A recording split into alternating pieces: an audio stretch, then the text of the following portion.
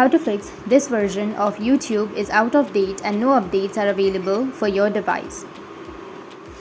So if you want to fix this version of YouTube is out of date and no updates are available for your device, then what you need to do is first you need to open up your Play Store. Then you need to go with your search, and under search you need to search for YouTube. After searching for your YouTube, if you have updates on your YouTube, you just need to simply go and update the application. After updating, you need to go back, open up your settings. On your settings, you need to scroll down, go with apps. Under apps, you need to go with manage apps and search for YouTube. Once you're on your YouTube, you need to go with app permissions. Under app permissions, make sure that you're allowed all of the permissions like camera, microphone, notifications, location, contacts if you want to, and then photos and videos. After allowing all of those permissions, you can go back and restart your device. Press and hold on to that power button and restart, and after restarting, your problem will be fixed.